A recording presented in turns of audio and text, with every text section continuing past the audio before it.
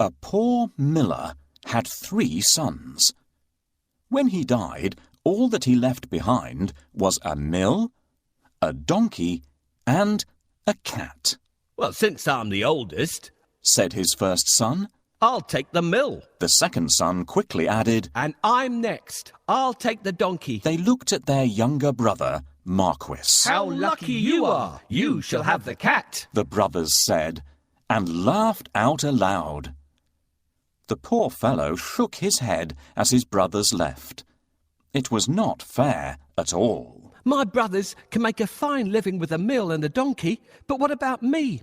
I'm stuck with Puss," said Marquis, wringing his hands in despair. Puss had been listening. He stretched and yawned loudly. Now, you won't have to worry when I'm around. All I need is a bag and a handsome pair of boots, and I'll be able to take care of us both." "Sure you will," thought Marquis. But to be fair, he had seen Puss use many tricks to catch mice and rats. If nothing else, they wouldn't go hungry. "Our father left us some property in his will. I can't help thinking that it's been divided unfairly. Do you remember what I got?"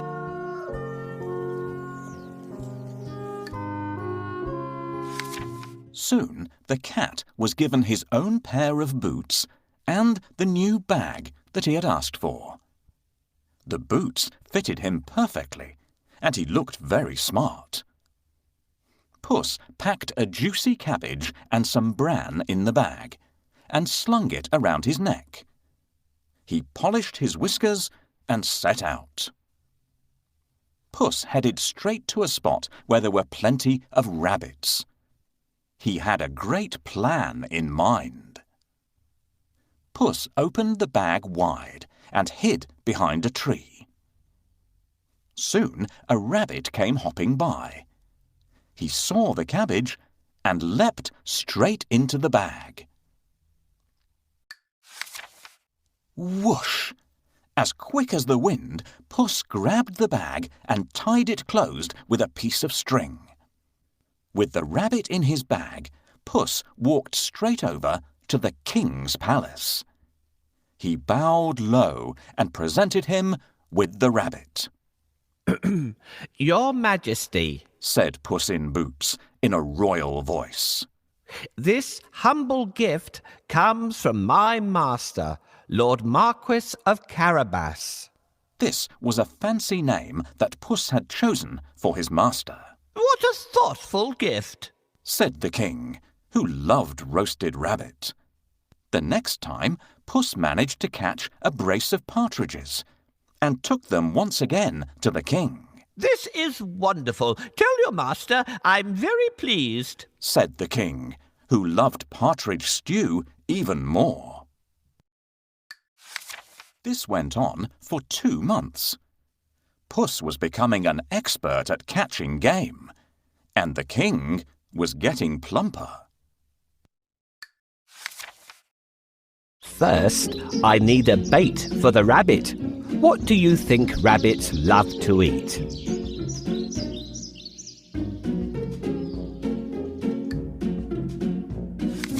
Puss knew a lot of things. He was such a clever cat. For instance, he knew just when and where the king would be out riding in his carriage with his daughter. "I think that the Marquis and I should go out for a walk today," thought Puss one sunny Saturday. Puss took Marquis down to the riverside and spoke to his master. "Today could be your lucky day. If things go to plan, you'll make a fortune," said Puss. Clip, clop, cling, clang. Puss heard the sound of a carriage approaching. They both looked into the distance. It was the king's carriage. "What should I do?" Marquis asked, ready to obey. He had grown happier with the food Puss brought in every day. "Go and bathe in the river. I'll take care of everything else," said Puss.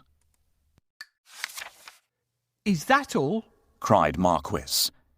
He pulled off his clothes and jumped into the river at once. Splash!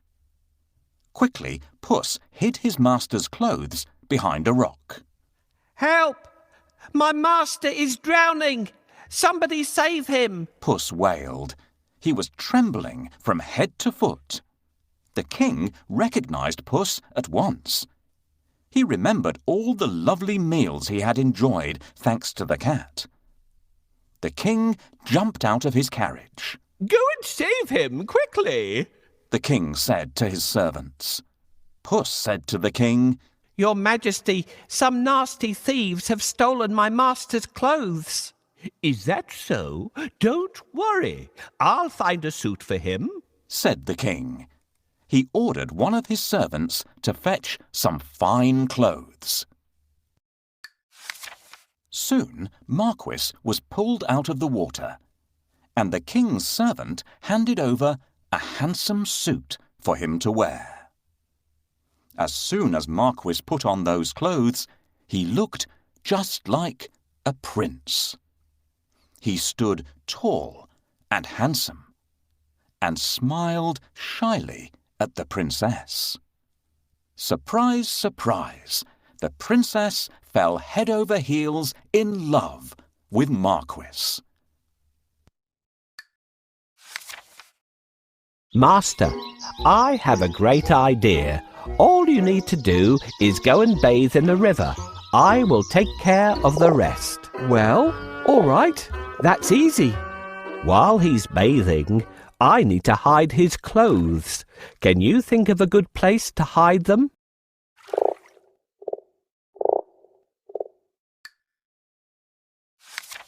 Puss grinned. Things were going just as he had planned. But he had more work to do. If you will excuse me, I'll go and make suitable arrangements to receive our king at the castle, Puss said. Marquis was puzzled because he didn't live in a castle. But he kept quiet. Puss ran ahead and met some men mowing the fields. My good fellows, stop your work and listen. The king is coming this way, and you are all in grave trouble. The only way to save yourselves is to say that these fields belong to the Lord Marquis of Carabas, Puss announced. The mowers looked at Puss in surprise. They were scared. This Lord Marquis must be very powerful, they thought. They agreed to do exactly what the cat said, to save themselves. Puss went ahead and saw some men and women reaping grain in a field. My good fellows, you can reap later, but listen to me now. The king is coming this way, and he'll make mincemeat of you unless you say that these fields belong to the Lord Marquis of Carabas, Puss announced. The reapers were very puzzled, but they definitely did not want to become mincemeat. They promised to tell the king that the fields belonged to nobody but Lord Marquis of Carabas.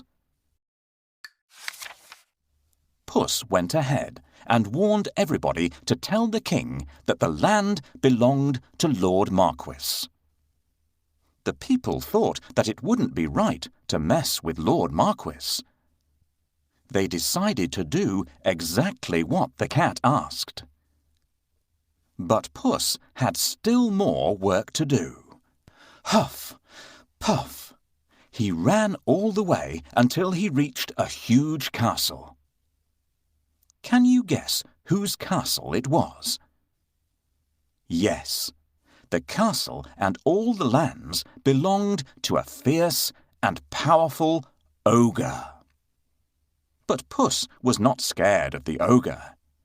He knocked at the castle door. Blim, blam. 2 guards opened the door. I'd like to pay my respects to your mighty master, said Puss. The guards knew that the ogre loved anybody who admired him,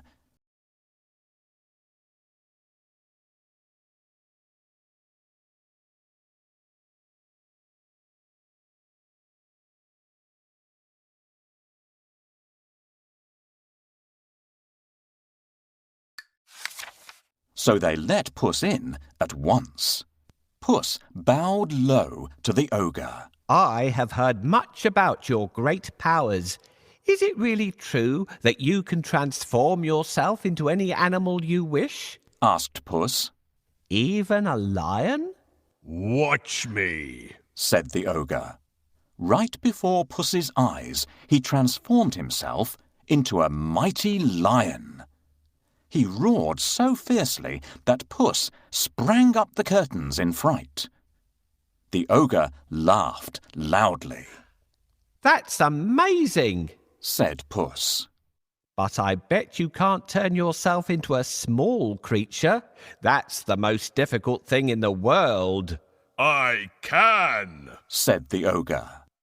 No, it would be impossible for a mighty ogre to turn into something like, for instance, a mouse? Said Puss. Oh, really? Asked the ogre, snapping his fingers. Boom! The ogre became a tiny mouse and scurried across the room. Quick as lightning, Puss pounced on the mouse and ate it in one gulp.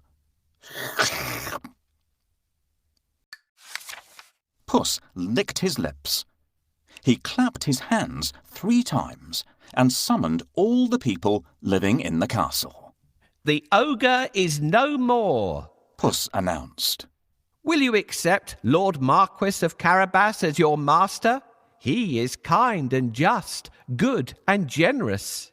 The guards, maids, cooks, servants, and everyone else in the castle looked at Puss in surprise.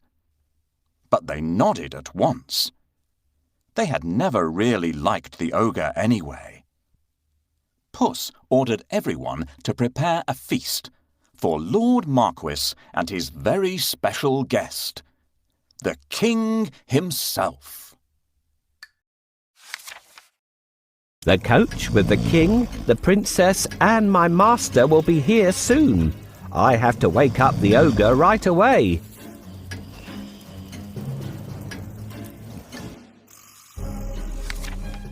Meanwhile, the king travelled through the countryside, speaking to the people.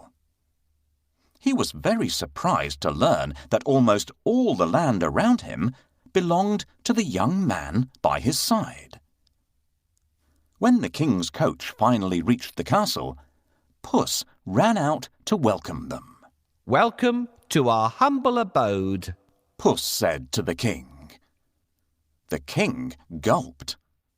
The castle was bigger and even more stunning than his own. Puss led them straight to the huge dining hall.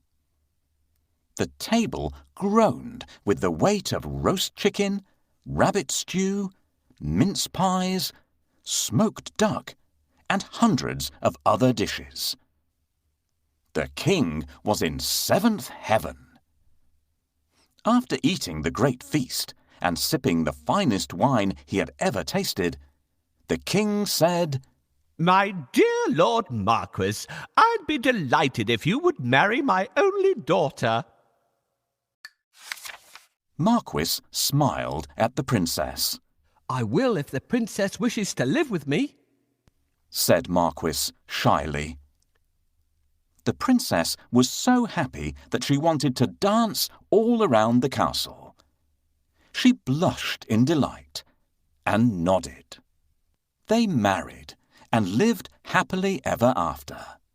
And so did Puss, because loyal Marquis made him a lord of the castle. Puss enjoyed great feasts every day and did not go after rats or mice any more, except now and then, when he wanted some fun.